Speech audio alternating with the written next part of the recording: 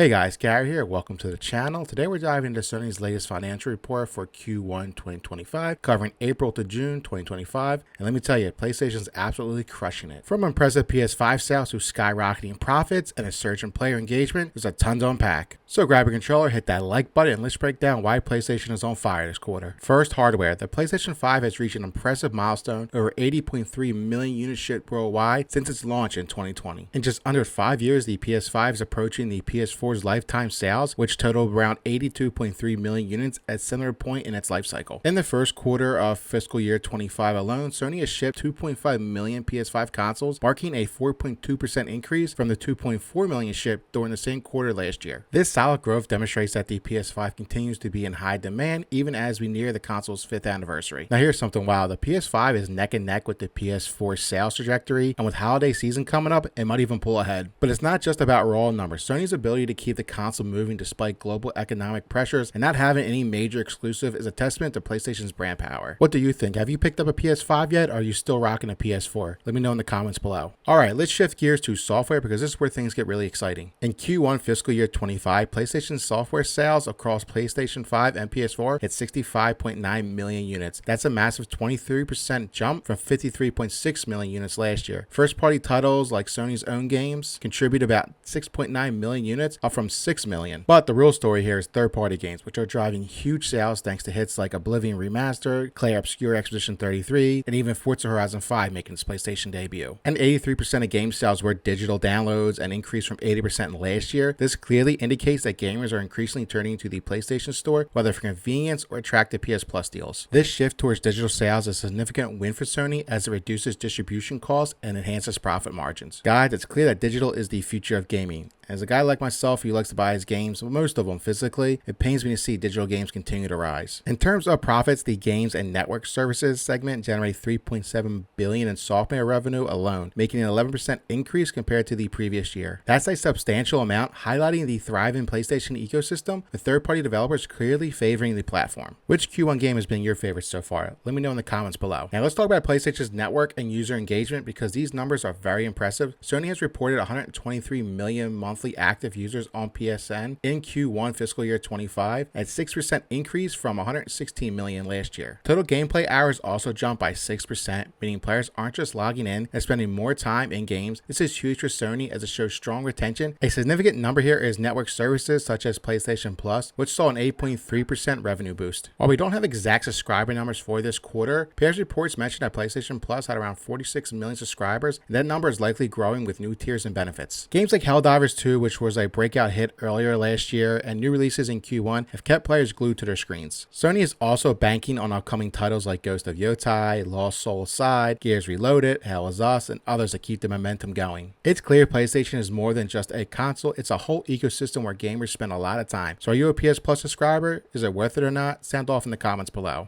Alright, let's get to the money talk because PlayStation's financials are the real MVP this quarter. The game and network service segment posted $6.3 billion in revenue, an 8.3% increase from last year. But the real jaw dropper is the operating income, which skyrocketed to 127% to $1 billion. That's more than double last year's profit for the same quarter. How'd they do it? A mixture of high software sales, strong network service growth, and a favorable foreign exchange rate helped pad the bottom line. Sony is so confident in this performance that it has raised its full year operating income forecast despite potential bandwidth such as UF tariffs, given that the US accounts for 34% of its sales. The only hiccup, a delay for Bungie's marathon. Still, with numbers like these, PlayStation is a cash machine and it's setting Sony up for a strong fiscal year. And as for Bungie itself, Sony CFO Lin Tao was asked about the current state of Marathon and the trouble that the game and studio are facing right now, to which she said, "First, about Marathon, how we factor in the forecast, we expect the launch to happen within the fiscal year," she replied via an interpreter, "but we have said that this is not a commitment. No official announcement has been giving yet. We are doing modifications in development, and based on the progress in the autumn timeframe, we believe we can communicate when we can launch Marathon, either from Bungie or PlayStation." About the governance of Bungie, at the time of the acquisition, we were offering a very independent environment, so that was one way of thinking. However, thereafter, we have gone through a structural reform, as we announced last year, so this independence is getting lighter, and Bungie is shifting into a role which is becoming more part of PlayStation Studios, and integration is proceeding. So there you have it, Bungie's independence is over. and I think they're going to gut and reorganize the entire company, and all the DEI hires and Karens are fucked. I mean, this comes as no surprise. Bungie has been a shell of itself for years now. Sony spent $3 billion purchasing the studio, but it's clear they haven't seen a return on their investment. This could go down as one of the worst purchases Sony has ever made. So what does this all mean for PlayStation's future? First, the PS5 success shows Sony's got a winning formula. With 80 million units shipped, they're well positioned for the next phase of the console's life. The focus on digital sales and PS Plus is turning PlayStation into a service-driven platform, which is great for long-term profitability. Upcoming titles like Ghost of Yotei, the release of Death Stranding 2 are poised to keep players engaged, and Sony's CEO recently said that the PlayStation 6 is a top priority right now. And speaking of PlayStation 6, rumors have been circulating about a spec leak that suggests that the PlayStation 6 will have 160W TDP, which means thermal design power of 160 watts, 8 Zen 6 or later cores, 40 to 48 RDNA 5 compute units at 3 GHz, 160-bit or 192-bit bus with GDDR7 at 32 GT, restoration performance estimated to be 3 times the PS5, ray tracing uplifted expected to be higher too. And apparently manufacturing will start in mid-2027 with a fall 2027 release or early 2028 release. Now, I'm not a technical guy, so all that stuff is confusing to me. I just want my games to run at 4K 60 with decent ray tracing. That's all I ask for. And hopefully PS6 does this. That's a wrap on Sony's Q1 fiscal year 25 report. PlayStation's killing it with record-breaking profits, huge PS5 sales, and a community that's more engaging than ever. If you enjoyed the video, smash that like button, subscribe, and hit the bell so you don't miss our next video. Want more PlayStation news or breakdown of upcoming games? Let me know in the comments below.